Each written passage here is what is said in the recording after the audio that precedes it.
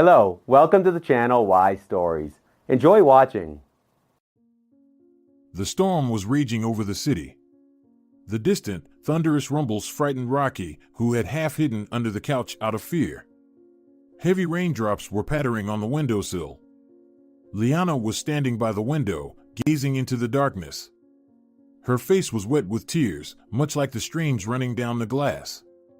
When Rocky whimpered again and darted towards the couch, the girl called out to him. "You're such a fool. What are you afraid of? You're sitting here in a warm apartment while the storm is out there on the street. Stop being such a big scaredy cat." Understanding his mistress's words, Rocky turned his tail and, wagging it slightly, guiltily went towards her. The girl patted him on the head. Diego was late again. It happened more and more often lately. Liana understood that in the last month of pregnancy, she no longer seemed as attractive to him, but now she needed his support more than ever. They weren't married, as they both considered having a marriage certificate a useless formality. Could a certificate be a symbol of true love? The child was another matter. When Liana learned she was pregnant, she was over the moon. They had only recently begun living together. Liana came from a small town where she lived with her grandmother. She didn't remember her parents. Her mother died when she was only 3 years old, and she had never seen her father. In the big city, the girl hoped to start a happy life. She easily got into culinary school and, after graduating, got a job in a small restaurant. There, she met Diego. The nice and cheerful girl immediately caught the eye of the guy. He's been courting her for a long time, bringing flowers after all of her shifts. For the girl, who wasn't used to male attention, such romantic gestures seemed like something out of a fairy tale. Liana fell in love almost immediately. The feelings were mutual, and the young people started building a relationship. Liana lived in a small apartment on the outskirts. She rented it with her friend Germana. The friend often came home with different guys, rarely the same ones as last time. Liana didn't condemn Germana's behavior, as everyone has the right to live as they want, but living in such an environment wasn't very comfortable for her. When Diego suggested moving in together, she agreed without hesitation, even though they had only been together for about 4 months at that point. Liana was a good cook, so she immediately started spoiling her beloved with delicious food. Diego really liked it. The guy earned well, so he suggested that Liana quit her job and focus on the household chores, and she was happy to make the house cozy because Diego liked coming back every night to the place where he was loved and expected. So they lived for another 3 months like this, and then Liana saw the coveted 2 stripes on the test. She had been on the edge all day, waiting for her beloved Diego to return. When she told him the news, the guy was very happy, picked her up, and spun her around. Liana was happy. Everything was fine, but lately, Diego has somehow distanced himself. He came home late, ate in silence, and went to bed, sometimes even forgetting to kiss her. The girl attributed this behavior to her condition and the fact that she had become less attractive. Attempts to have a serious conversation with her beloved led to nothing. Diego explained that work was taking up a lot of his energy right now, but Liana felt that it wasn't the only reason. And now he was late again. The girl was worried because of the storm. The wind outside was so strong that several large branches on some trees were broken off. "I hope he's okay," the girl thought, staring into the darkness. "I haven't seen such a hurricane in a long time. Maybe Diego is just sitting in the office, waiting for the storm to pass. I would do exactly that if I were him." Finally, she heard the sound of the lock opening. Rocky happily barked, greeting the owner. "Here I am," she said, hearing a familiar voice in the hallway. "It's pouring out there." "Diego," Liana exclaimed joyfully, coming out to meet him. "I was so worried." "What's wrong with you?" The guy chuckled. "You shouldn't worry about your state. How else?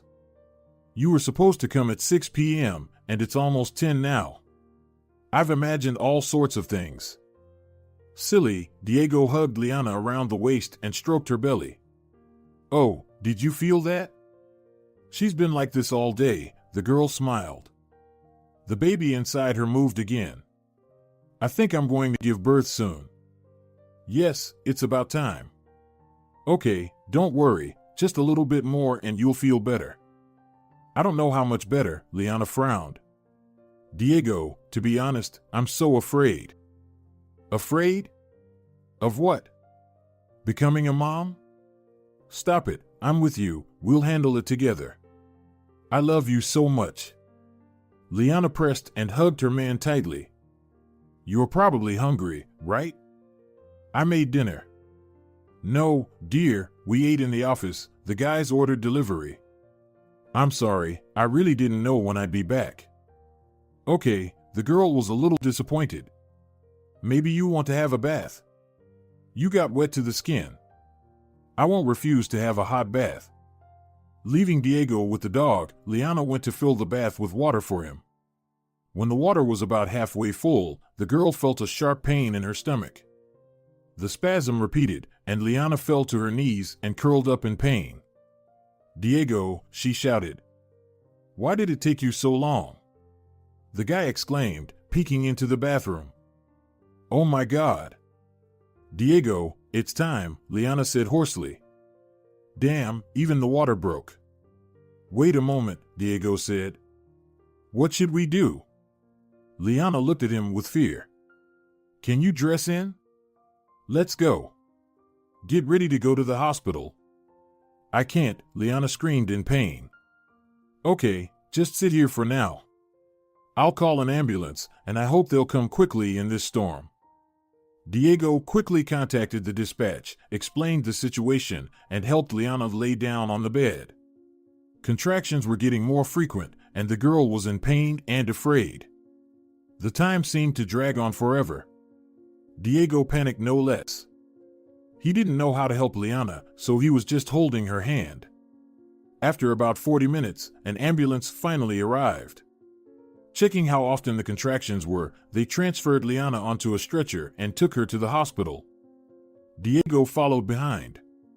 The childbirth went smoothly, and after just 3 hours, a healthy girl was born.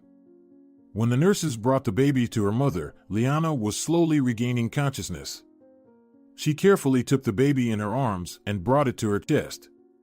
Diego was allowed to enter the ward. Seeing his daughter, the guy smiled, although it was evident he was still afraid. She looks a lot like you, Liana whispered. Just be quiet, I'm afraid to disturb her. Wow, Diego whispered back. What a miracle. So, am I a father now?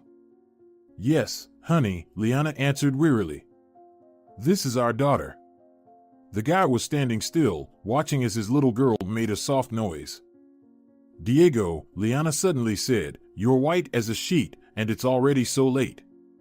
Go home, get some sleep, and we'll wait for you here. The next 3 days, Liana spent in the postnatal department. Diego never came to visit her, citing a heavy workload at work. Although Liana didn't like it, she understood that the guy had to earn money. A couple of times, Germana came to see her and brought fruit. Don't worry so much, Liana's friend comforted her. Diego will be with you. Think about it, he's working, and now you'll have a better life than before. You will devote all your time to the baby, and men are always working. It's okay. Once you get back in shape, everything will be fine. And don't forget, being pregnant can significantly blunt a man's desire. It's not only about losing physical attractiveness. Just think about it, you were quite capricious, and he found an outlet at work, a distraction, so to speak. Do you think so? Liana doubted. He didn't stop loving you, it happens. How would you know? You never had any serious relationships. This is psychology, Germana said with an important look. You'll see, he'll be crawling on his knees before you, begging for forgiveness for being so inattentive. Germana, I think I understand all this, but I have some silly premonitions. This is just postpartum anxiety. I hope so. Now I'm also worried that he won't be able to meet me when I'm discharged because of his work. Oh, don't worry, you can take a taxi. And stop winding yourself up. By the way, when are you being discharged? The day after tomorrow. I would have come to see you myself, so you wouldn't worry, but my new admirer invited me to go to the countryside. Germana, don't worry, and don't even think about me. What if something serious comes of it this time? I would like that, her friend dreamily said. He's so cool, you'd like him. It would be a shame to lose someone like that. Hold on to him tight. And I'll try to calm down. Pregnancy has really exhausted me. Why haven't you given the baby a name yet? Diego said he would come up with it himself. It's very important to him, but, honestly, I've already called her Maricela. It's a beautiful name. Dear, have a rest, and when I return from the countryside, I'll pop in to see you and cuddle Maricela, and I'll tell Diego off for his indifference. He's become a workaholic, even though he didn't look like one. Come on, Germana, have a good trip. On the day of discharge, Diego didn't pick up the phone, although the day before, he had promised to meet them at the maternity hospital. Liana started to worry a lot. She was always a worrier and assumed the worst. What if he had an accident? The girl fretted. Where do people call in such cases? Exactly. Liana figured she'd call Diego at work. Hello, the girl greeted. Can I speak to Diego Fernandez? He doesn't work here anymore. The girl was embarrassed. What? Liana was very surprised. When did it happen? He quit 3 months ago. What? That can't be. He didn't say anything to me. I'm sorry. Who are you? I am, Liana began, but then she suddenly stopped. Goodbye. She hung up the phone in complete confusion. Liana couldn't even imagine that it would all turn out like this. Of course, Diego might not have said that he quit to spare her from worrying. But then, where did he spend all these days? She made a few more attempts to reach him, but each time she had to leave the voicemail. Liana left him a message, but he didn't call back within 2 hours. There was nothing she could do. She had to be discharged and go home with the baby alone. The worst part was that Liana didn't have her apartment keys, money, or a card to order a taxi. When the contraction started, she didn't have time to pack anything, and Diego didn't bring her anything, promising to pick her up from the maternity hospital. When Liana was handed the baby, she tightly hugged the girl, picked up her bag, and walked into the vestibule. There was nobody there.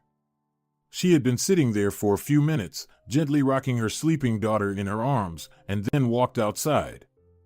It was a warm summer day, and there were people everywhere. Watching their happy faces, Liana started to cry. She didn't know what to do. Riding the bus with the baby seemed like a bad idea to her. She didn't even know how to get home. She was just standing there, crying, afraid of waking the baby. Liana didn't know how much time had passed. She helplessly sat down on a bench and held the baby to her chest. Her thoughts drifted far away. Liana didn't even realize at first that a man had addressed her.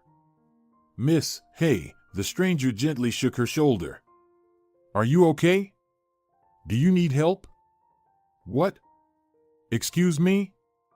Liana emerged from her reverie and looked at the stranger.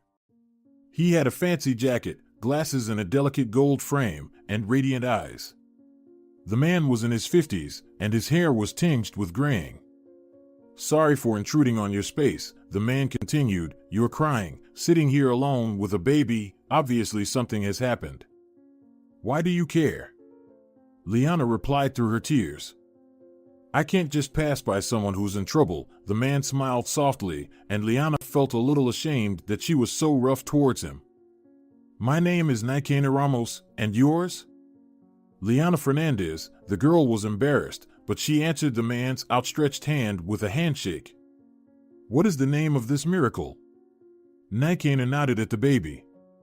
She doesn't have a name yet, technically, according to the documents. I named her Maricela, but Diego. When she thought about her boyfriend, she burst into tears again. I see that something is wrong with you, dear Liana. It's not hard to guess that it's connected to a certain Diego. The man sat down next to her, showing with his whole demeanor that he was ready to listen to the story of the unknown girl.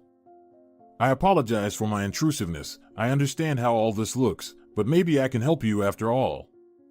No one can help me anymore, the girl sighed deeply, holding the baby even tighter.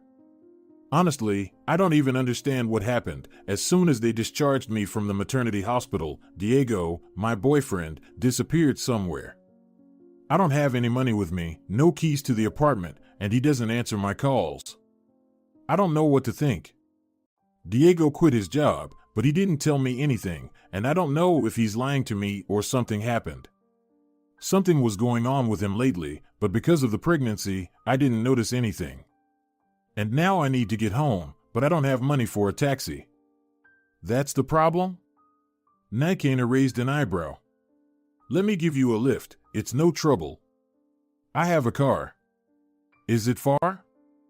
On the Central Street. I would take the bus, but I don't know which one goes from here to there.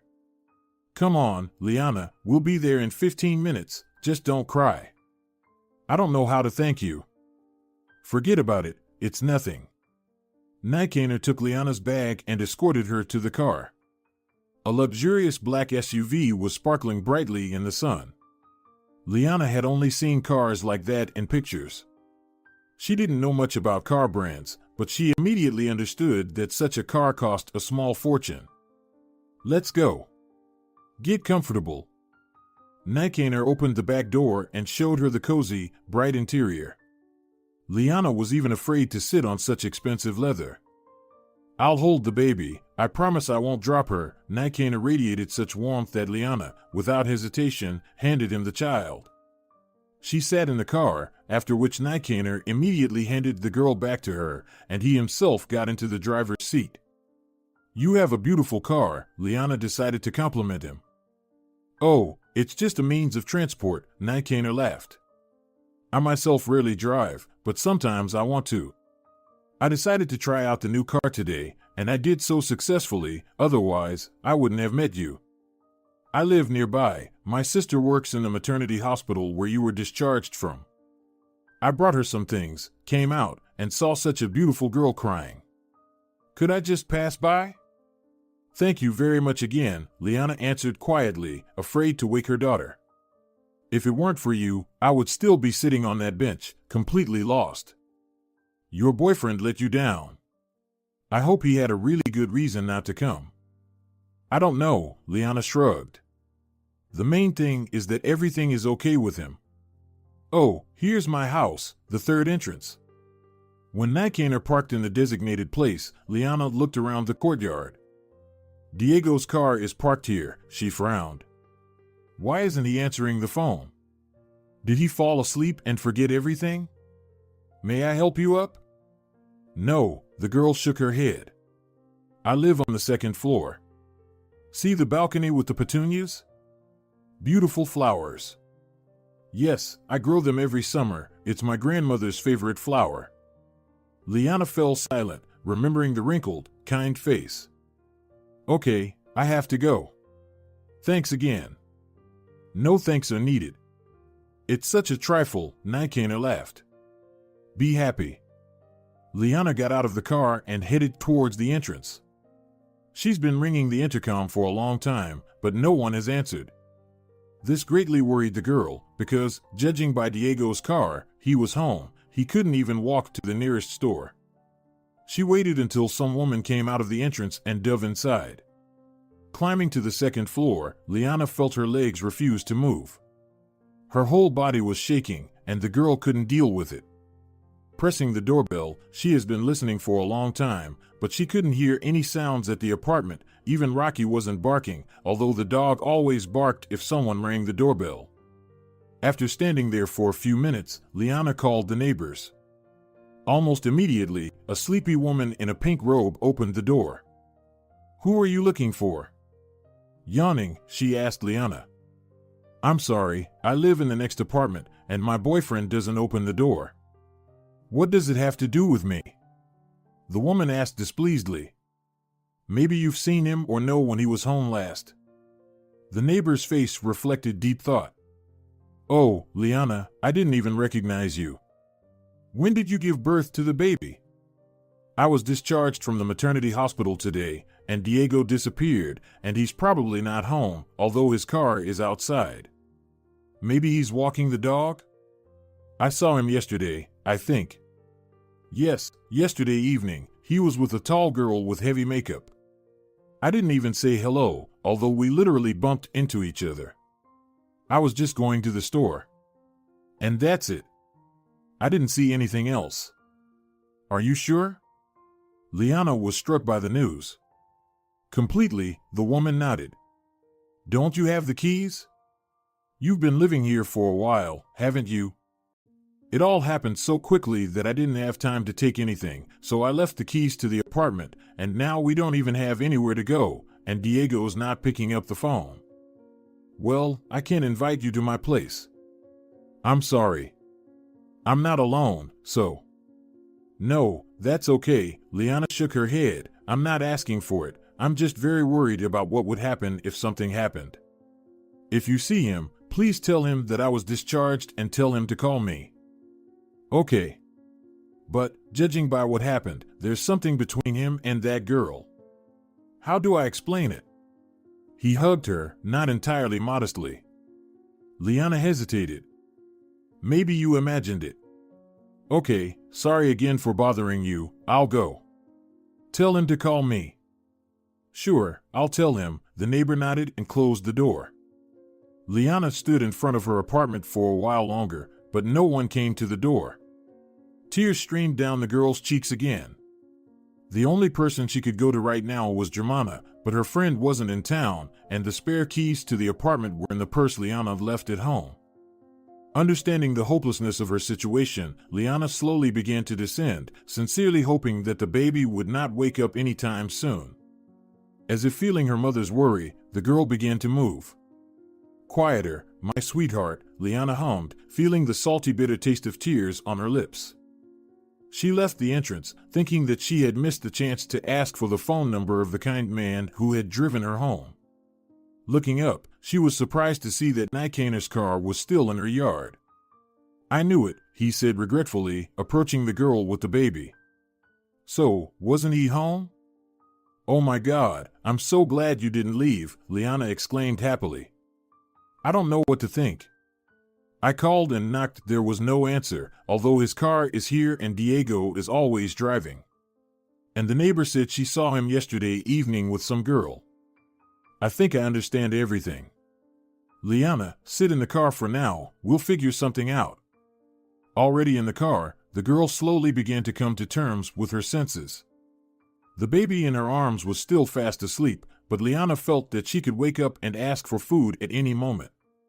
Liana, Nikanor addressed her as they were leaving the yard. Tell me, do you have anywhere to go? I have a friend, but she won't be back for a couple of days, and I don't have the keys to her apartment. And there's also my grandmother, but she lives very far away, in another city. Then listen. I can offer to rent you a room in a hotel for a while, but I think it won't be very convenient with a child there, so let me drive you to my place now. You can stay there for a couple of days until your friend returns. Moreover, Diego might show up. You never know what might happen in life. It might be very inconvenient, Liana tried to refuse. It's inconvenient to leave a mother with a newborn baby on the street. My apartment is big. I do live with my wife, though. And my son and daughter-in-law are staying with us now while their house is being built. It won't be boring or scary, I promise. But how will they react to the fact that you invited a completely unknown person into the house, especially with a baby? Everything will be fine, don't worry about it. My wife is an understanding person, I think she'll take it well. Honestly, Liana frowned, I feel very uncomfortable, and besides. What is it? Nikanor looked at her seriously. And besides, I don't have anything for the baby. No buts, young lady. I have the desire and the means to help you, so it would be foolish to refuse. Liana didn't argue, although she tried to figure out what prompted this man to approach her and offer help. When Nikanor came out of the supermarket carrying a couple of huge bags, Liana couldn't even guess where they would go next. The SUV was taking them somewhere beyond the city along a noisy highway. Liana, don't be scared. I live in the suburbs. I moved there from the city a long time ago. The place is very picturesque, and the house is big, so you won't bother anyone. Liana just nodded silently. She was very nervous and mostly just wanted to sleep.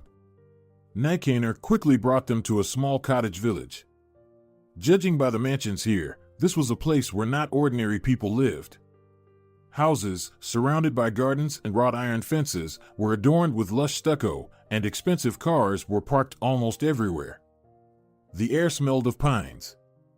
"It smells so good here," Liana exclaimed joyfully, taking in a deep breath. "No wonder," Nikaner proudly replied. "This area is surrounded by a relic pine forest. We can take a walk later. My wife, Isolda, often walks in the forest. She even has her own routes.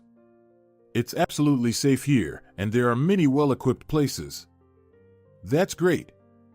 I was in a pine forest about 5 years ago, when I was still in school.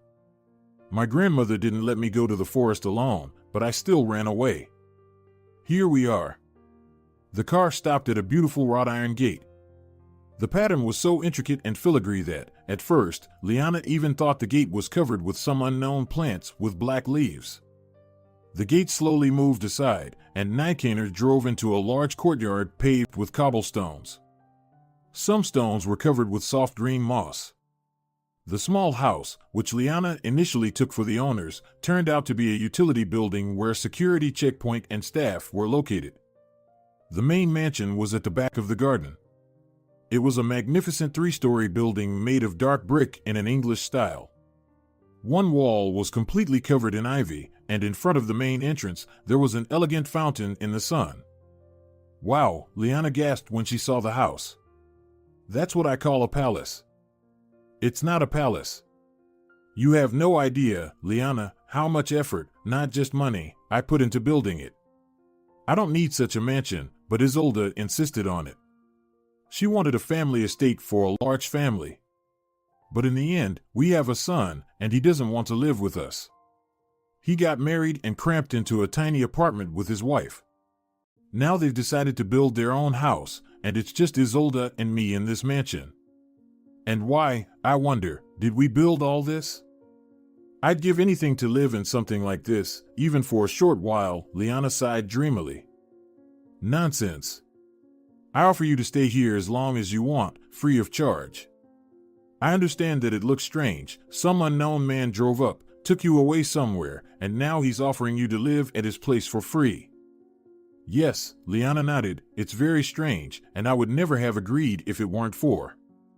"All right, don't dwell on the negative," Nikaner said in a reassuring tone. "Let's go and meet the family." The house turned out to be even more luxurious inside than outside. "Hey, is anyone home?" Nikaner shouted. They heard a lively tap of heels from above. Liana looked up and saw a woman descending the stairs. She was a real beauty, a petite woman with a finely chiseled figure, hair styled high, black as pitch, and huge eyes. Liana was standing there paralyzed, still clutching the sleeping baby to her. "Oh," the woman said in a melodious voice, "it seems you're not alone. Isolda, meet Liana and her daughter, Maricela. This lovely lady is my wife, Isolda." "Nice to meet you," the woman said softly, surveying the guest from head to toe. Liana felt strong embarrassment under the gaze of Isolda's deep gray eyes.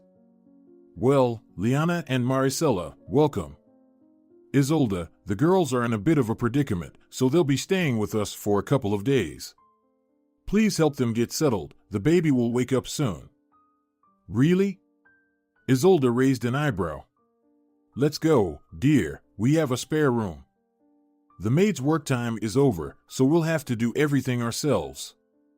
"Of course," Liana replied, feeling scared. "I didn't even." "Don't be afraid, and don't be embarrassed. My husband is a good person. If he brought you here, there must be a reason, and I won't ask about anything unless you decide yourself to tell me." Liana had the thought that this woman might think Nikaner had brought a mistress with a child into the house, but she quickly dismissed these thoughts, realizing that men don't cheat on women like Isolda, and besides, Nikaner was completely sane. The woman led Liana upstairs. Walking down the long corridor, they entered one of the rooms. The first thing that caught Liana's eye was the huge window that took up the entire wall. The bedroom was spacious and bright, decorated in pale yellow tones. "Liana, look," Isolde began, "there's a separate bathroom here, so I don't think you'll have any problems with bathing the baby and the rest. The bed is quite comfortable. Unfortunately, we don't have a crib, so you'll have to sleep together." "Oh, don't worry," Liana blushed. "I've never seen such a luxurious bedroom in my life. Of course, we'll sleep together. Moreover, I'm only staying with you for a couple of days." "Okay," Isolde squinted. "Maybe you'll tell us what happened to you after all." At that moment, the baby woke up and expressed her desire to eat with a cry. "Oh, I'm sorry," Liana said distractedly. "I'll have to feed Maricela now." "Sure, dear, take your time. If you need to take a bath, towels and robes are there. Don't hesitate to take what you need. I'll leave you for now. When you're ready, come down." When Isolde left, Liana breastfed the baby. After unpacking the bags, she found not only diapers but also everything necessary for a newborn, including clothes. This surprised her greatly, since Nijkaner was the one who made the purchases. I guess when Nijkaner and Isolde had their son, it was Nijkaner who went shopping, she thought, so he knows what to buy and what not to. He's an interesting man, and besides, his wife is too friendly for a wealthy woman. I never thought that people who have a lot of money, which is obvious judging by the house, could be kind and simply shelter a homeless person with a child. I can't use their generosity forever. I wish Germana would return soon. What should I do next? Go back to Grandma's? What happened with Diego? Did he leave me? I still need to get in touch with him. I don't understand anything. Everything is too strange. Even if he did leave me, couldn't he have talked instead of making me hope for something? Or did he just lose his nerve? Liana bathed Maricela, changed her into cute rompers that were among the purchases, and put her to sleep. The girl fell asleep very quickly. "It's incredible, she's like a little kitten," the young mother said. "She just ate and immediately went to sleep. I'd like to take a nap myself." Liana took a shower and, wrapping herself in a soft terry robe, lay down next to her daughter. She fell asleep instantly. The girl woke up to the baby's crying. Liana fed her again and rocked her a little in her arms until she fell asleep again. After dressing, the girl decided to go downstairs. She quietly left the room and headed to the stairs. A young man was walking towards her, apparently the son of the owners. "Hello," he said, surprised, looking Liana over. "You must be our guest?" "Hello," the girl said shyly. "Yes, my name is Liana." "I'm Christian," the guy smiled. "Where's your daughter?"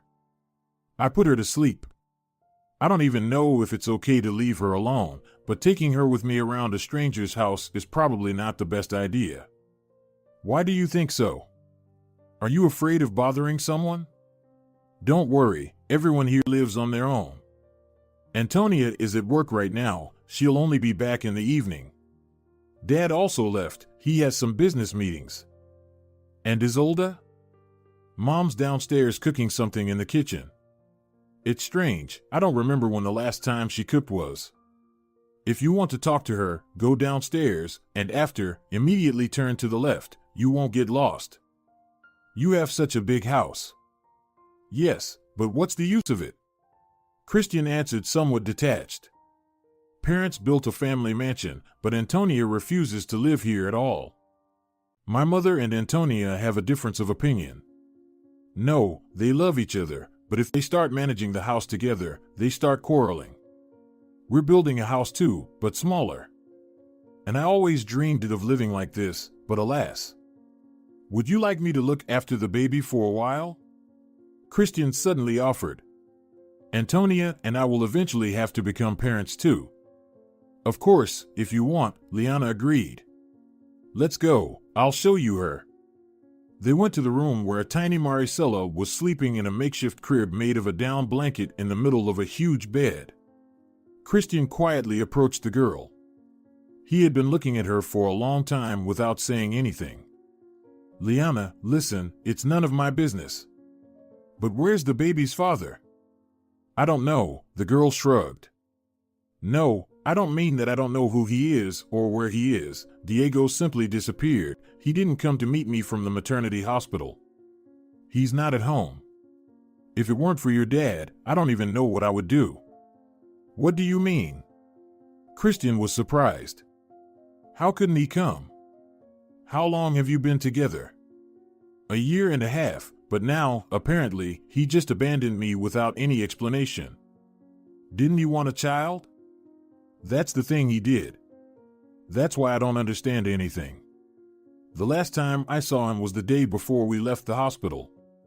Everything was fine. There were no signs that Diego had decided to leave us. And the neighbor said that he brought some girl home. Oh, I see. I need to find out everything myself. As soon as my friend returns, I'll go to her place and deal with it. Why wait and rely on someone else? Firstly, you can stay here as long as you need, and secondly, I don't have much to do right now, so I can help you find your Romeo. It's awkward to ask for that, the girl hesitated. Why? It's not difficult for me. I'm even curious what made this idiot act like this.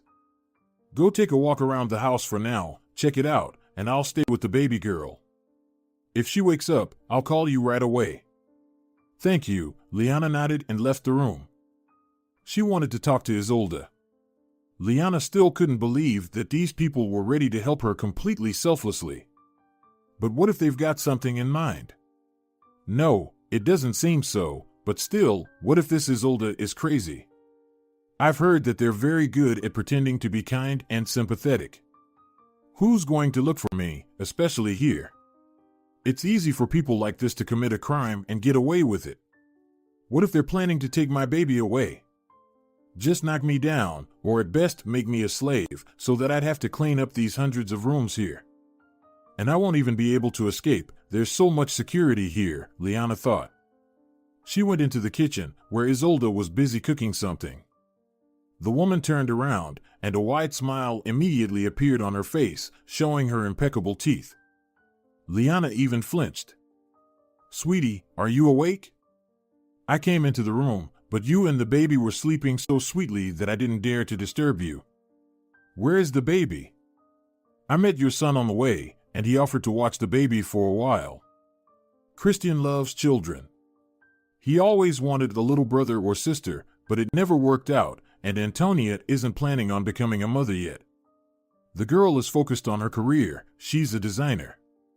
Honestly, in her place, I wouldn't worry much. The belly doesn't interfere with drawing. Now you, Liana, tell me, is Maricela a wanted child? Of course, the girl replied, amazed that she asked such a question so directly. We both wanted a baby very much. It seems that not both of you. I talked to Nikaner. He said your man disappeared without a trace. Liana, forgive me for asking so directly, but I need to understand who I'm dealing with to decide whether to help this person or not. Nikaner is an unimaginable altruist, but I'm not like him. Isolda, I'm not offended, Liana replied firmly. I got into a silly situation and can't understand whether I'm stupid or just ignorant. But before drawing conclusions, I need to sort it out myself. With Diego, we haven't been together for so long, and we haven't been officially married, but when he found out he was going to be a father, he was very happy or pretended to be happy. Now I'm not sure about anything. He worked a lot and often stayed late because he had to earn money to support the child. But it turned out he quit his job 3 months ago without telling me anything. And then the neighbor said she saw him with some woman. I'm not stupid, I can add 2 plus 2. I just can't understand why he did this because Maricela is his daughter too. Could he just get rid of people like this? He knew very well that I had nowhere to go, all my things were left in the apartment. I'm not in despair. In the worst case, I'll go back to my grandmother's, and anyway, I have everything I need, so I'll find work again. Things will work out somehow. Why did he do this? Maybe he wanted to get back at you. Is this man jealous? Oh, come on, Liana even laughed. Jealous of whom? When I started living with him, I quit my job. I was always at home. He knew every step I took. Germana is the only friend I have left. There couldn't even be any talk of male friends. Diego, of course, is insanely jealous, but I didn't give him any reason. And why would he want to get back at me? Men sometimes have strange things going on in their heads. No, if you think so, then we shouldn't develop this topic. Then everything is obvious. He found someone else and decided to leave without saying goodbye. Then he's just a scoundrel. Liana, you should be happy that you managed to get rid of him so easily. So easy? Liana was surprised. But now I have a child, which I can neither support nor give a proper upbringing to. Why do you think so? Children are a blessing. You can raise them, and only one can do it perfectly. From talking to you, I can see that you're a reasonable woman. Even in this whole situation, another woman would be sobbing, and you're calm, not like a snake, of course, but you're keeping yourself together. Isolda, Liana hesitated. I wanted to ask. Why are you helping me? I always thought that people like you stood aside from other people's troubles. People like us? The hostess laughed. What do you mean? Well, wealthy. Liana looked away. Girl, Isolda sighed. Money is not an indicator of indifference or callousness. My husband. You know, it's better to talk to him about it yourself. But, in short, he travels a lot and loves India the most. When he first came there, he was lucky enough to meet such people. In general, they completely turned his worldview upside down. He often helps people in need. Almost always, people are to blame for their troubles. Sometimes, due to circumstances, a person can't do anything about them. Here you are, for example. Of course, you can blame yourself for being naive, inattentive, or just plain stupid in the end. However, did you know that your beloved would turn out to be a hypocrite?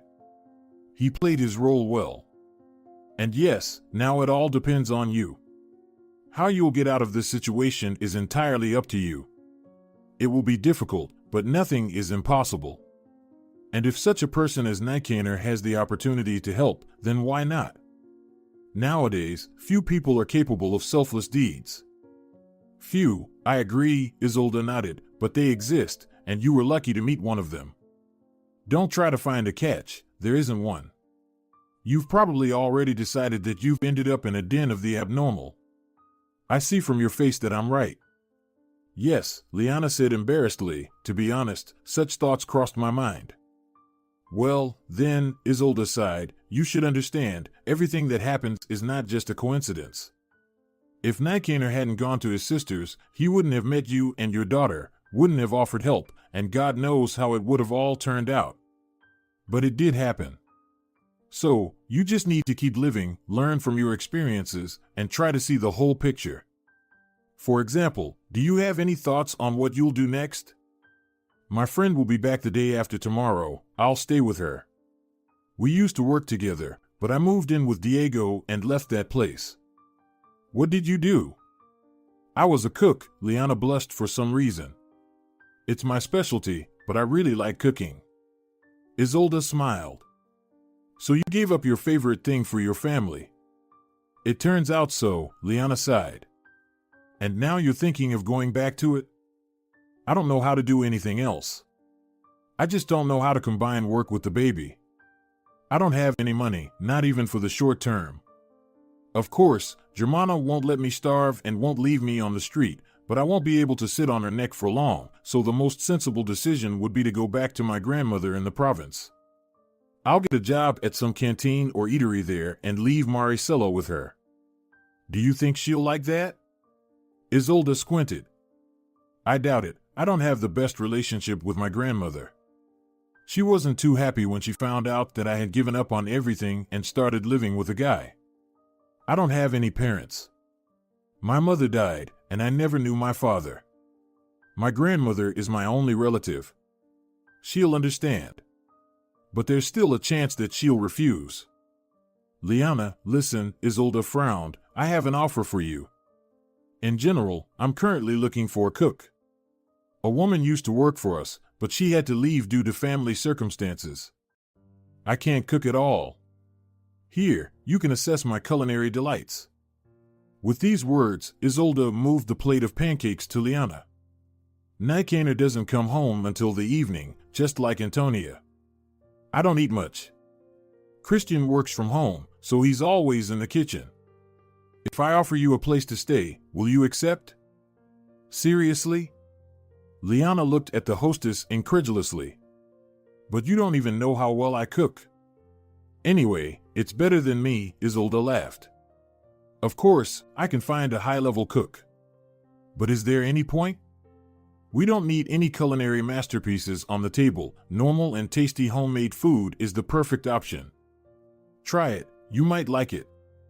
I'll pay a good salary. Let's do it.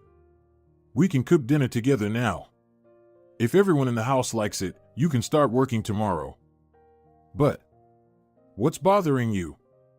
That there won't be anyone to watch the baby? That's not a problem. I'll hire a nanny. While you're busy in the kitchen, she'll take care of the little girl." "Is that possible?" Liana was very surprised. "Why are you offering this to me at all? It seems to me that my level is far from the requirements of your family. Don't underestimate yourself. A good cook is the key to the health and good mood of my relatives. And I feel that you're exactly that. My intuition never fails, and even the whole situation has worked out so that the cook came to our house when we needed them most. I really want to accept your offer, Isolde. Especially considering my circumstances. But it's still too tempting. I used to look at everything skeptically and suspiciously. I didn't believe people or trust anyone, but Nikaner helped me see the world from a different perspective. He always gives people a chance. It doesn't matter who they are, family, subordinates, partners, or complete strangers, and he became an example for me. Of course, I don't know anything about you, but for some reason, it seems to me that I need to make you this offer, and you need to accept it." "Fine," Liana nodded. "Let's cook dinner. But I'll tell you right away that I won't meet expectations. Confidence is one of the main keys to success. This is only my opinion, but it might have been a lack of confidence in yourself that caused your problems." Liana cooked a stew and a couple of salads. Isolde hardly helped, preferring not to interfere, but was carefully watching everything the girl did. When everything was ready, they set the table together. The hostess surveyed the dining room. "Nikaner will be back soon. I can't say anything about Antonia. Let's have dinner without her." "Here I am," Nikaner, entering the dining room, exclaimed. "It smells so delicious here. Isolde, did you actually cook something edible for once?" "Stop being so sarcastic," the woman smiled. "Maybe I did cook something. Sit down, I'll call Christian." "Well, Liana? Getting used to things a little?" Nikaner asked as he sat down at the table. "Yes," Liana replied somewhat nervously. "We talked a bit with Isolde, and I feel more at ease." "She probably told you what a great person I am," the man chuckled. "About that too," Liana said seriously. "To me, you are definitely such a person." "Stop it, I hardly did anything." Isolde and Christian entered the dining room. Christian took a deep breath and seemed pleased. "I haven't had a good stew in ages," he said cheerfully. "That's what smells so good. Antonia must be intentionally delaying to avoid eating Mom's food, and now she's missing out on so much.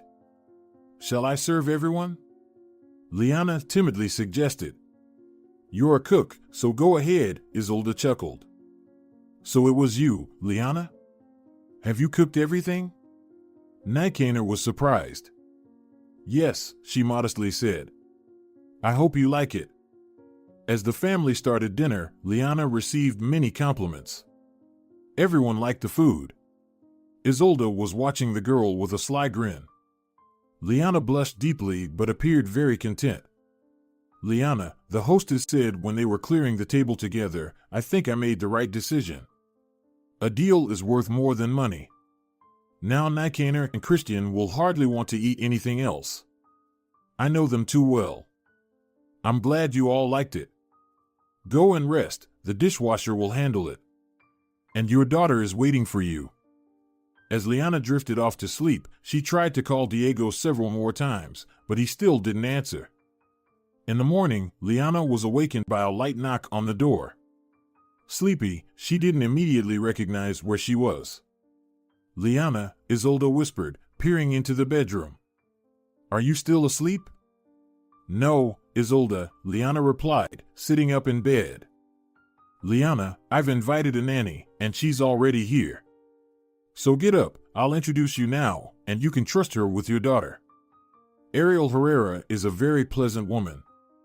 She used to babysit with Christian. All right, Liana nodded. Give me 5 minutes.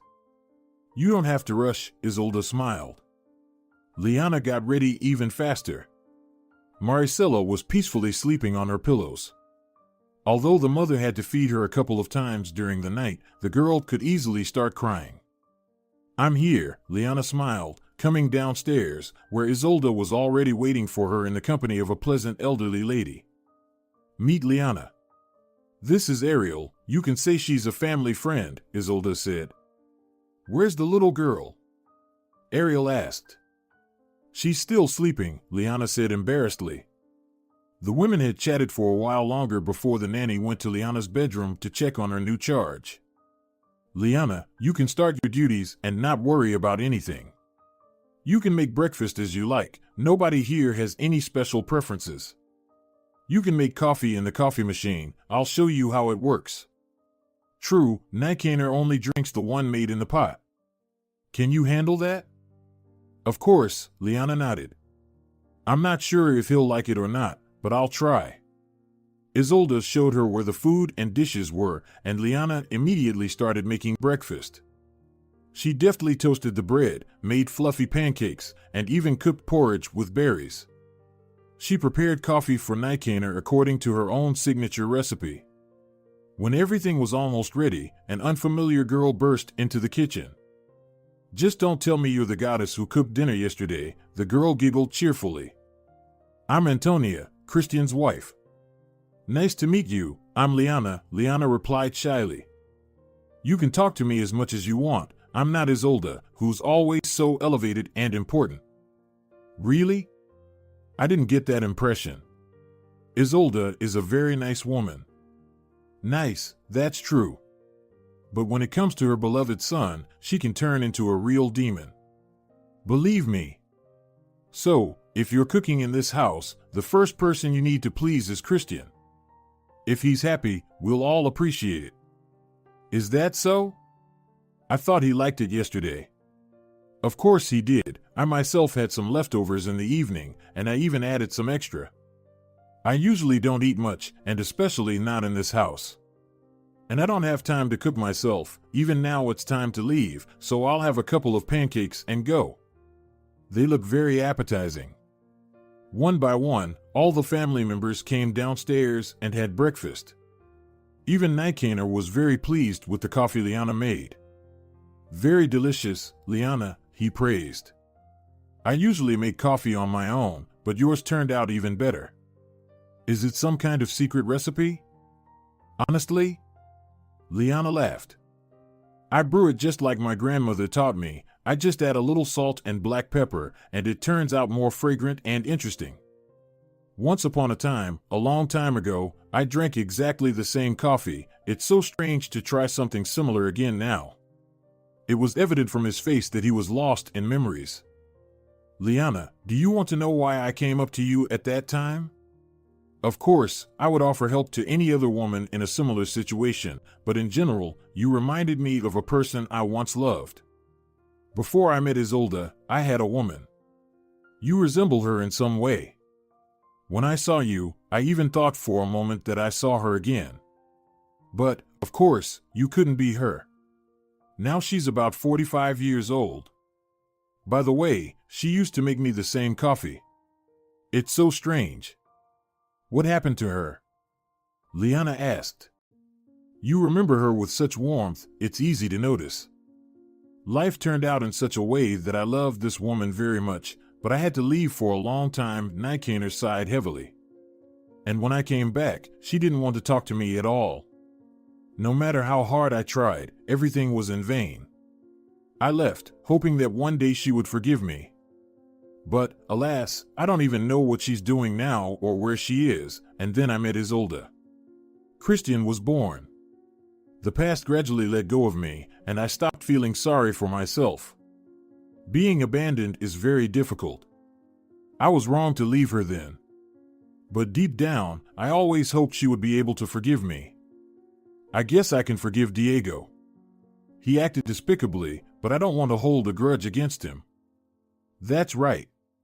You have your whole life ahead of you, and now you also have a child. Live for yourself and her, not for some dubious guy who doesn't need you. I don't condemn anyone, but you are the only one for yourself who will be there until the last breath. Learn to love yourself, and then everything will fall into place. Without that, you will be a victim of circumstances forever. Thanks for the coffee again. I'm off to work. I'll look forward to dinner. I'm glad you accepted Isolde's offer. In this house, they never cooked such delicious and simple home-cooked meals. It makes you think again about a huge family. Thank you, Nikaner, Liana smiled. Hello, Germana, Liana greeted joyfully when she called her friend. Liana, where have you been? What happened? Germana, so much has happened. I don't even know where to start. Let's meet, and you'll tell me everything. I can't for now. I got a job. What about the child? I don't believe Diego agreed to stay with the girl. He works too. He doesn't work anywhere. Diego turned out to be such a scoundrel. He just disappeared, didn't meet me when I was discharged from the maternity hospital, and I don't have any money or keys to the apartment. I was just standing there with Maricela in my arms, crying. If not for Nikaner, I would have been left on the street. Nikaner? Germana was alerted. Don't think of anything bad. He's a very decent person. In general, he took me in for a couple of days. I thought I would leave when you returned, then I would live with you for a while, and then return to my grandmother, but everything turned out as it did. It's a very wealthy and close-knit family. Learning about my situation, they offered me to stay and cook for them. I agreed. Wow. And do they pay well? I have no idea. I'm just grateful for a roof over my head, food, and a pleasant woman, the former nanny of the host's son, who takes care of Maricela. A nanny, you say? They really seem to be a wealthy family. Yes, they live in a country settlement. Flies here even need a pass to fly. Wow. So, you're living in isolation and there are no days off? Germana, don't be ridiculous. I've only been working for 3 days. It's too early to ask for a day off. Can't I come to see you either? I'll ask the landlady. I think she won't mind. Tell me something else. Have you been to his apartment, and no one opened the door? You know, I thought someone was approaching the door, but they weren't going to open it. And I heard the dog. Rocky, I guess, sniffed me out, but they didn't allow him to bark. I see, Liana pondered. I don't care what Diego says, but I would like to take my things, documents. I won't even show him his daughter. I can go with you. He won't open the door to us, it's clear. Okay, I'll think of something. Thank God you're okay. I was so worried. Yes, thank you. And how about you? Were you able to conquer the man of your dreams? I'll tell you all about it later. Everything's even better than excellent. I'm glad, Liana smiled. I'll go prepare lunch. I don't want to spoil the impression of myself. Talk to you later, dear. Liana said goodbye to her friend and went to check on her daughter. When she turned around, she saw Christian leaning on the railings. Oops, the girl flinched. Sorry, I didn't think anyone was here. Liana, stop apologizing. I was just walking and didn't want to interfere, seeing that you were talking on the phone. I should apologize that I became an involuntary listener to the conversation. Tell me, do you need any help? Let me take you to your previous apartment. We'll take everything you need. Are you out of your mind? I don't need to do this. Actually, you do, even just to get your passport. Your mother will officially arrange for you to work, and you probably need to get a birth certificate too. Otherwise, you and your daughter are living here like illegal aliens. But how? Diego won't let me in. I can't figure out how to get into the apartment. It's very simple. He just won't open the door if you come alone. If he sees that you've come with a guy, he'll calm down, understand that you might have found someone for yourself and are not ready for a scandal, quickly grab the documents, and leave. And if he doesn't open, we'll just call the police. There are neighbors who can confirm that you lived there, right? Of course, Liana nodded. All right, let's go. Wait, I probably won't be able to just leave the house like that. I still have to cook lunch. It can wait. Mom doesn't eat during the day, and I'll be with you. We'll have a snack in town. No, I can't do that. Now I'm being paid for it. Let me quickly prepare everything, and then we'll go. Okay. Besides, I doubt Diego will be home at this time. We'll have more chances to catch him in the evening. As you wish. Call me when you're ready. Liana quickly finished preparing lunch, but then got distracted by her daughter, giving Ariel a chance to rest. She was able to go with Christian only after dinner. Isolde approved of her son's plan. When Liana and Christian arrived at the house, it was about to get dark. Lights were on in the windows of the apartment. Looks like he's home, Liana said, pointing to the windows. Great, let's go. They didn't ring the entry phone. After climbing to the second floor, Liana hesitated to call, so Christian did it for her. A dog barked behind the door, sensing its owner. Diego, open up. I know you're home. Stop it already. I don't need anything from you. Just give me my documents. There was no response, although Liana could hear cautious footsteps, and the dog was barking. Diego, if you don't open right now, we'll call the police, Christian suddenly said. Liana was knocking on the door, hoping that her ex-boyfriend would be scared by the noise and open the door. It did happen. The door was ajar, as far as the chain allowed. They could see Diego's face. What do you want? He grunted. Hello, Liana replied to him. Christian noticed tears welling up in her eyes. The guy realized that she was about to cry and pushed the girl aside. Listen, Diego, you acted like a real bastard, but it's not your problem. Just give the girl her things and live as you please.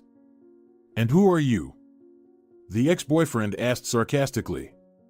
Let's just say it's none of your business, but I'll still tell you. Now Liana is under my protection from jerks like you. And since you didn't bother to explain to her what was happening, I won't bother to explain anything to you. Bring out the documents, and we'll leave. Liana was standing there, trying not to breathe. She heard Rocky barking somewhere deep inside the apartment. He locked him up, the girl thought. I hope he's not hurting the dog. She didn't want to interfere with the conversation. It was disgusting to look at Diego, pitifully hiding behind the door. Diego locked the door, but after a couple of minutes, he opened it again, handing Christian a small folder and a bag. Everything is here. If you need other belongings, you can come tomorrow. I'll gather everything. I don't need anything more. Don't you dare to hurt the dog, Liana said, starting to descend the stairs. As for the daughter, you can forget about her. If someday you suddenly want to see her, then better chase such a thought away right now. Diego shouted something after her, but Liana didn't hear his words anymore. Liana had been working for Nikanor's family for almost a year. Everyone in the house had grown to love both the girl and her little daughter. Maricela was already crawling around, and Ariel often babysat her when Liana was busy in the kitchen. Isolde didn't mind pampering the girl either. Liana didn't think about Diego at all. Germana told her that her ex-boyfriend had found himself a new girlfriend who managed his apartment. But this information was unnecessary for Liana. She simply eliminated this person from her life, not wanting to think about him or dig into the reasons for his actions. It was just not interesting to her. Now Liana's life was filled with new meanings. Her daughter was growing quickly, and Liana didn't want to miss a minute of her life. So after finishing her duties, she would immediately run to the baby. Liana liked her job. She found it pleasant and not too difficult to cook for this family. Isolde paid for culinary courses for the girl from a well-known chef. "Dear, understand," the housewife spoke enthusiastically, "it doesn't mean that we don't like the way you cook. Everything is wonderful. But you should understand that working in this house is not the limit. You have potential. Maricela will grow up, and you'll have a lot of free time. Don't you want to grow professionally and, for example, someday open your own little restaurant?" "Isolde, what do I need a restaurant for, let alone my own one?" Liana answered skeptically. "And what's wrong with that? You've been working here for a year now. Guests came to our house more than once. You should have seen their faces when they tasted your dishes. It was something they never dreamed of. Of course, they're used to having lunch at good restaurants, but the dishes there are cooked without soul, while yours are completely different. If you take my idea seriously, and I recommend you do, then I'll talk to Nijkaner. I think he'll be interested in the opportunity to invest in you." "What do you mean?" Liana was surprised. "It's very simple. Let's ask him to lend you money for a small restaurant. You'll do everything as you wish. Nobody will interfere and impose their opinion. Do you hear me? Just the way you want it. For some reason, I believe that you'll succeed. I'll make sure that the first clients come to you. I think many of our acquaintances won't refuse. What if it doesn't work out?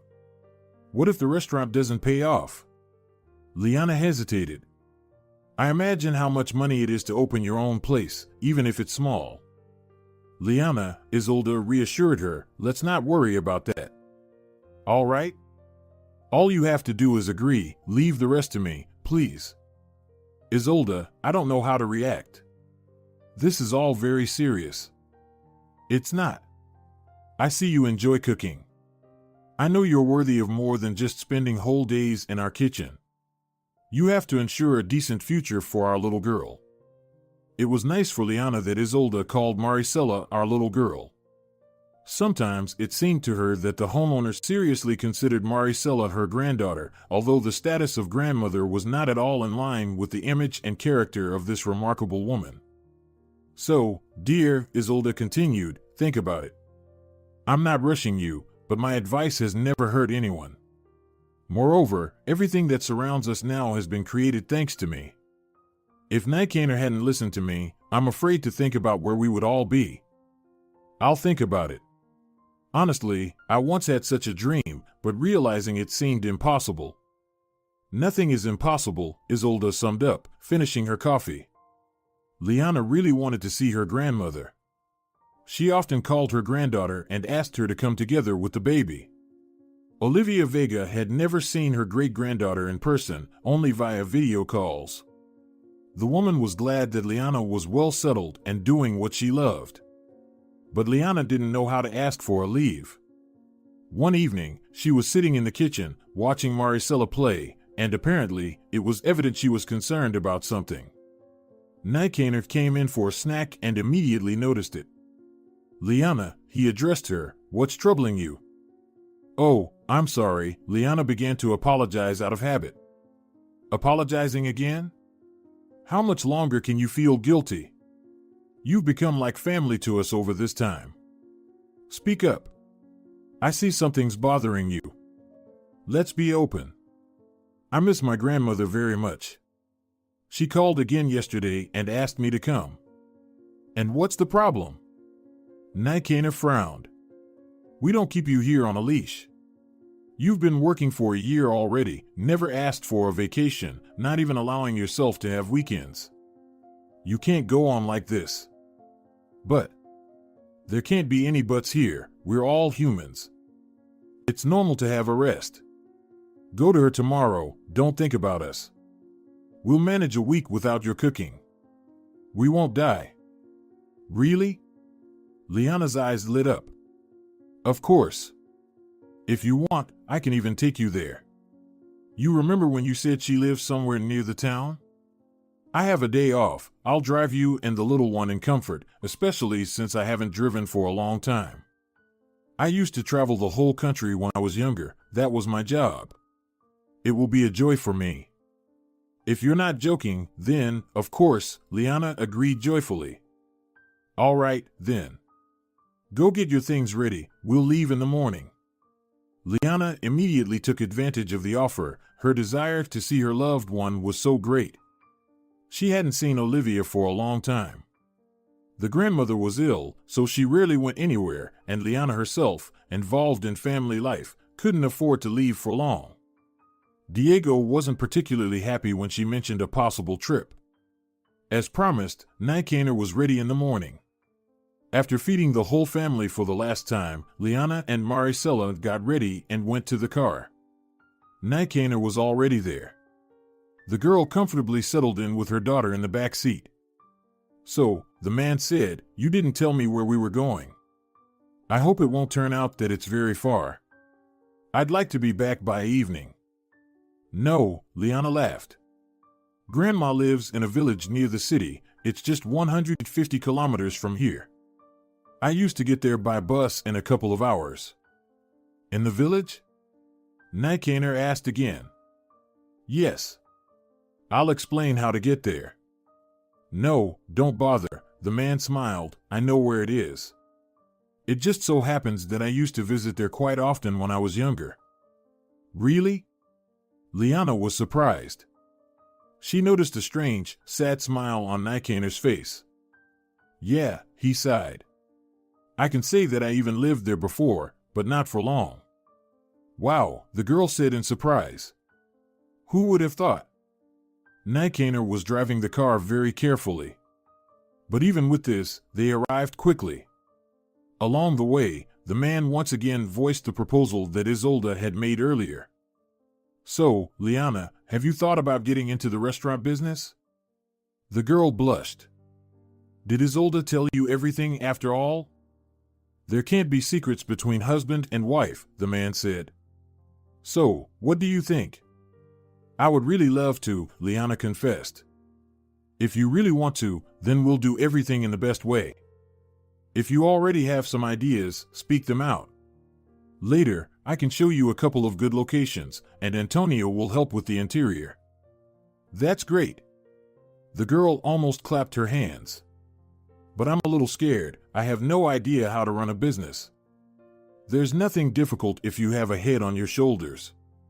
All you need to do is immerse yourself in the process with all your heart.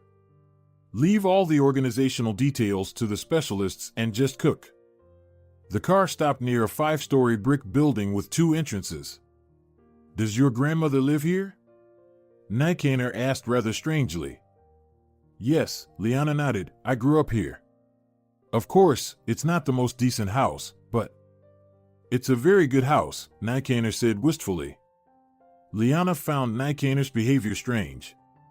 It was obvious that everything in this small town evoked some incomprehensible emotions in him. "Will you come with me?" Liana asked. "I'm afraid of confusing your grandmother, but I'll help you carry the packages and the stroller. Take the little one." They got out of the car and headed to the entrance. Liana rang the intercom. It opened immediately. Leaving the stroller downstairs, they went up to the 4th floor. There was no elevator in the house. On the way, Liana noticed that Nicaner had changed a lot in his face. He looked confused. When they reached the apartment, the man looked strangely at the girl. The door opened almost immediately, and a short old woman appeared in the doorway. Seeing Liana, the woman burst into tears. She rushed to hug her granddaughter and kissed the little girl. "My girl," Olivia cried, "I'm so glad to see you. I didn't even think it would happen. Why are you standing in the doorway? Come in quickly." And only then did she see Nicaner. For a moment, the woman was still, staring at his face. "It can't be," she finally said. "Nicaner, is it really you?" Liana didn't understand anything. She looked at her grandmother, then at Nicaner. Tears were running down the man's face. He was silent. Well, Olivia came to her senses. Let's come into the house. There's no need to stand in the hall. When everyone was inside, Liana finally asked, Grandma, does it mean you know each other? But how? Only now did she begin to understand that Nikaner was experiencing all these emotions of incomprehensible nostalgia for some reason.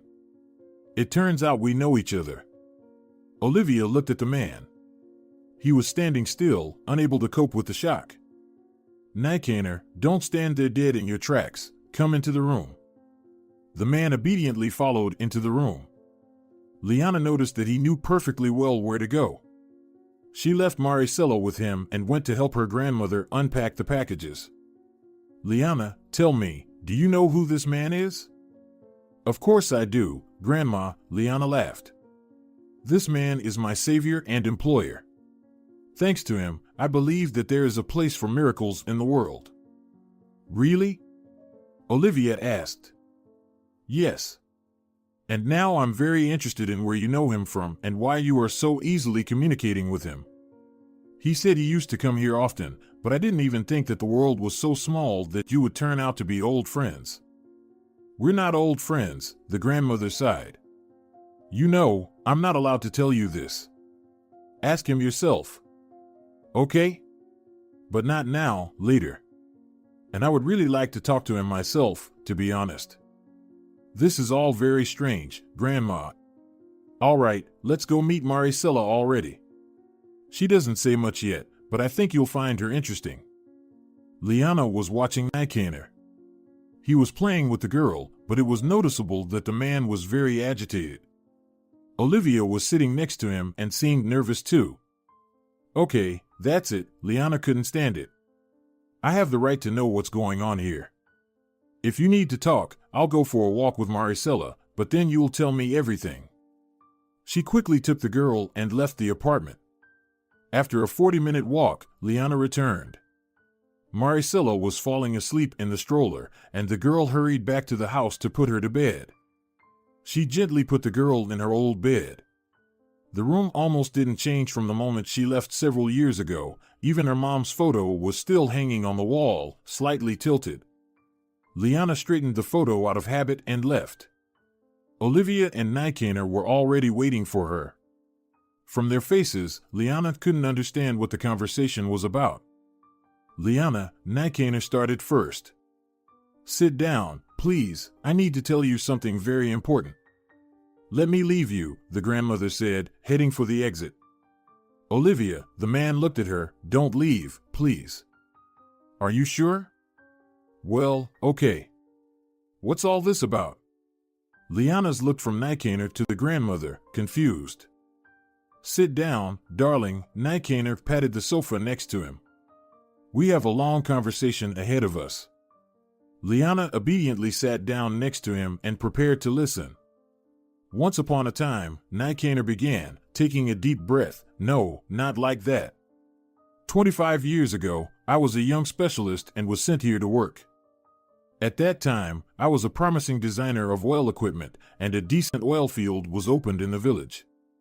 The corporation I worked for was responsible for the development. So, I took advantage of the opportunity. There was no competition. A few agreed to come here from the comfortable life in the big city, and I had nothing to lose, especially since I needed to gain experience. I rented a room from your grandmother. That's it, Liana exclaimed. Now everything is clear.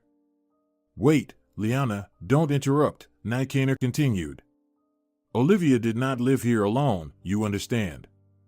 Your mother, Katerina Sans, did not like her mother's decision to rent one of the rooms to a strange man. At that time, she was the same age as you are now. I can imagine what emotions I aroused in her. Katerina didn't like me right away. She understood that a tenant could at least slightly improve the disastrous situation in which the family was in those difficult times, but she couldn't cope with her emotions.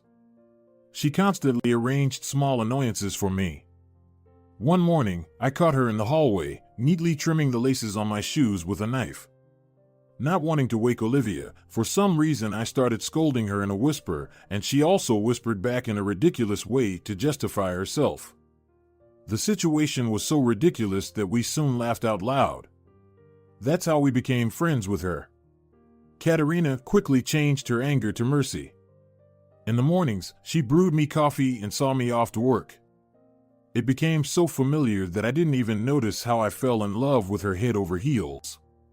Katerina reciprocated. Even Olivia didn't mind. And everything was going well until my contract expired. When it was finally time to come to her, your mother didn't let me in. She didn't even open the door for me. But I was persistent. I made her come down to me in the yard, and we talked for a long time in that funny mushroom on the playground. She didn't forgive me. She swore that she had fallen out of love and found a new man with whom she was happy, and I was a fool and believed her. She said it with such fury. Only now do I understand that it was all a lie, and she was just waiting for me to come down from my heavenly heights to earth to finally honor her with my presence. I then hotly argued that I did everything for her sake. But the fact that she had feelings for another man made me cool down. I didn't want to interfere. What could I do? I didn't even think that she was lying or hiding something from me. Why didn't I insist? Why didn't I go to Olivia? Now I blame myself the most. Nikaner, stop it, the grandmother said in a soothing voice. Katerina made her choice. She didn't tell me anything about your arrival then. If only I could, but... Well, I don't understand anything. So, it was more than 20 years ago. But where was I? Now, Liana, let's talk about you, Nikaner sighed.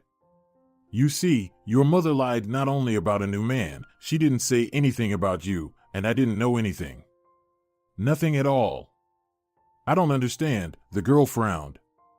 The man laughed nervously. When I left, Katerina was pregnant. She probably didn't know herself. And then I disappeared, and she was left completely alone. I don't know why she didn't tell me anything when I called. Or was she afraid to distract me or to lose me? Either way, she was wrong, but when you were born, I didn't know that somewhere in the world my daughter was born. Daughter? Liana asked. Yes, daughter. Exactly. Olivia, why didn't you make any attempts to contact me? You knew my number. Katerina forbade me to talk to you. She came up with the idea that you had another woman and just erased you from her life. I've been working all the time since then. I loved Katerina madly. You wouldn't believe how I cursed myself for not being able to rise to the level where I could provide her with a decent life. But she couldn't understand that. If a woman harbors a grudge, it's useless to try to establish contact. Katerina was too proud, Olivia. But when she died, when you were left alone with a small child, couldn't you have called me then? Do you think I didn't call? Even the memory of my daughter didn't stop me from doing that. Alas, by then, your number had already changed. I just didn't know where to find you. I thought you'd come someday, and as you can see, I wasn't wrong. All right, wait a minute, Liana said, coming to her senses. Are you saying, Nikaner, that you're my father? Yes, Liana, that's exactly it. Nikaner sighed and buried his face in his hands. But someone else is listed on my birth certificate, the girl exclaimed. My mother always said that my father died before I was born. Why did she have to tell you the truth? Maybe she would have done it someday when you grew up, but we'll never know. No, this simply can't be true. Liana was stunned by the news. Remember, I told you that I approached you then at the maternity hospital because you reminded me of someone? You look so much like your mother. I kept wondering how similar people can be. If only I had known then, everything would have turned out differently. Liana, forgive me, but I really had no idea. This is nonsense. Liana jumped up from the sofa and began to pace the room. No, I don't believe it. You're mixing something up. She ran out of the room, quickly put on her shoes, and ran down the stairs. Nikaner was shouting something to her, but Liana seemed not to hear him. She ran out of the entrance and quickly walked away, without knowing the way. She needed to gather her thoughts. Clouds gathered in the sky, which had previously been cloudless. Distant rolls of thunder were heard. Liana walked, not seeing anything in front of her. When the first raindrops hit her face, she looked up and saw the black sky. Lightning flashed, momentarily blinding the girl, and at that moment, everything fell into place. Liana felt as if she had awakened and understood everything Nikaner had told her. The rain increased, and the girl, wearing only a light dress, instantly got wet to the skin. She ran back to the house through the puddles. Nikaner was standing by the entrance. He was wet to the skin too. He seemed so ridiculous to Liana in his golden glasses and a crumpled jacket against the background of a shabby entrance door that she burst out laughing. "Liana, go into the house quickly, you'll catch a cold, there's a storm," the man shouted. The girl was crying. Tears running down her cheeks mingled with raindrops. She ran up and hugged him tightly. They were standing silently. Liana felt how quickly and loudly the man's heart was beating, even louder than the thunder coming from all sides. "This can't be," she sobbed, "it's impossible." "There is nothing impossible, girl," Nikaner stroked her head. "You know Isolde says it, and she is always right." If you're enjoying it as well, leave a like and subscribe.